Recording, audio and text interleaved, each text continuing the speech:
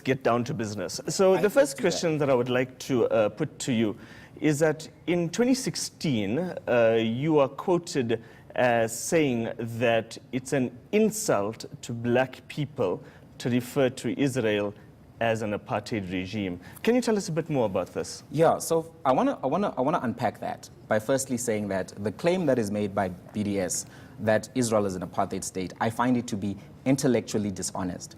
And I find purveying that kind of intellectually dishonesty to a black audience to be insulting, because you are either trying to bastardize the history of apartheid to suit your political narrative, or you are deliberately misleading people. A lot of what the BDS does is actually akin to what AfriForum does. You take half-truths, you weave together a narrative which is untrue and sometimes adopted by politicians like the ANC, but that narrative is untrue. So let me give you an example of what I mean by that. There were 155 laws. Yeah. I'm getting to there. Do you get the question? I understand the question. I hope you understand the answer. Insult to black people. Let me answer you, then you can tell me. 155 laws that regulated apartheid. It was a system of laws, right? Mixed Marriage Act, Bantu Act, Voter Registration Acts, all of these things to create a diminished citizenship for black people. In Israel, all citizens are equal. They can all vote, they can marry each other if they want, they can sleep with each other, they can start political parties, they can live wherever they can buy the land, okay? So now when you then come around to South Africa and say that system of governance, which started in 1948, which had 155 codified laws to discriminate against blacks and other people who were not white, that's exactly the same as an independent country, which is a liberal democracy, which has equal citizenship for all of its citizens in terms of they can all vote, they can move freely. Now, the real debate is actually one of the social media inputs. Yeah. The truth of the matter is that you're lying. 93% of land in Israel is allocated to What's your source, Mohammed? What's your source for this? Because I've heard you say this a lot of times, but it's not true. Before we go to social media comment. My source is quite simply the Israeli parliament, otherwise known as the Israeli Knesset. But let us take the social media comment and we'll come back to that. Well, let's hear from one of our viewers. Rebecca on Facebook in part says, Israel has degenerated into a racist, fascist, rogue state, yet continues to enact war crimes with impunity. Any person of moral integrity will use BDS against a country that is systematically involved in slaughter, apartheid, and colonization of land that does not belong to them. Thank you, Rebecca. Coming to you, Jamie, as you pass comment on Rebecca's social media post, can you also try to help me understand, are you suggesting, I mean, whether Israel's an apartheid state or not, let us leave that to Amnesty International, Human Rights Watch, the various UN agencies, international jurists and legal experts who pronounce on the matter. But can you help me understand the statement which I first put to you at the beginning? And that is that how do you call somebody like Mama Winnie Mandela, Archbishop Desmond Tutu, how do you call former President Kgalema Motlanthe? How do you call our current President Cyril Ramaphosa, who has said that Israel's regime against the Palestinians, in his words, President Ramaphosa, is a replica of what we went through in South Africa? Are you really trying to suggest that Mama Winnie, Cyril Ramaphosa, Kgalema Motlanthe, and the various other icons of our liberation struggle are insulting our history? I mean, who are you to suggest so let me answer this. They are insulting our history? So I think you actually need some debate coaching from me. So after the show, you should come through, because what you're committing is a fallacy of appealing to the people. You can cite 100 people. It doesn't necessarily mean your argument is correct, right? Just because Cyril Ramaphosa said it doesn't mean it's correct. I've given you analysis showing you that there were 155 laws that implemented the apartheid regime. No, those laws don't. Just explain to me that. I've just done that. You want us to go back and waste time, but I'm happy to do it.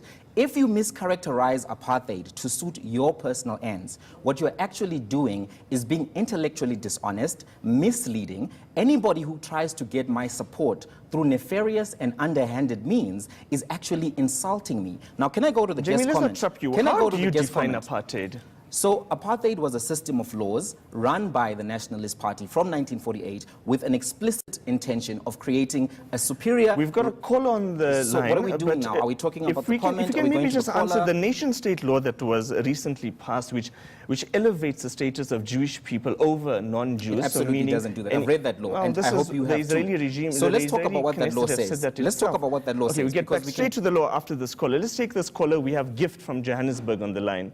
Hi, Gift. What is your question, my brother? I do not have a question. I just have a comment.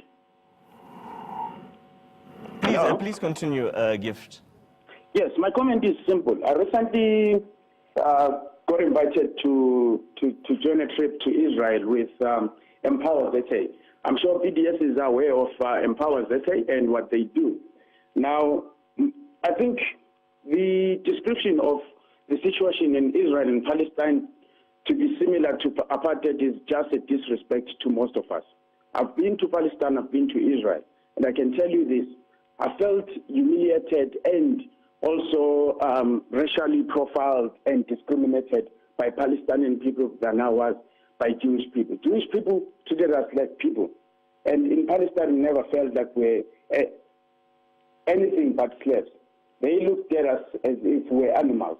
And it's really a shame that everyone that has got a say about this situation only has it from a point of serving a particular point or proving a particular situation, or trying to misinform black people and try to have them sympathize with a particular political agenda. There isn't I think we get the idea.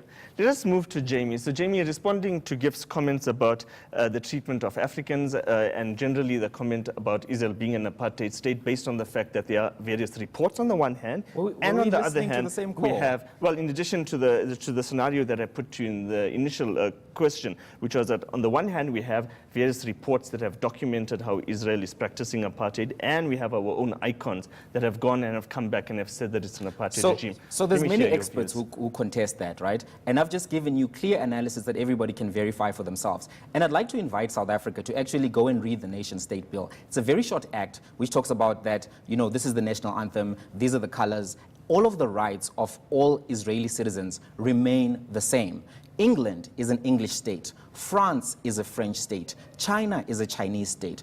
All the nation state bill said is that Israel is a Jewish state. There are so many Islamic states in the Middle East which have an Arab identity. Nobody questions that. The very fact that a country wrote something that the UN already recognizes them as, because when Israel was founded, it was recognized as a state for the Jewish people. So because they put down a piece of paper which said, this is a state for the Jewish people, you are up in arms. I say to you, you're making a mountain out of a molehill. But I want us to go to the conversation which I think is very important. How do we achieve peace and prosperity for both sides? Maybe after the ad break, we can have that conversation.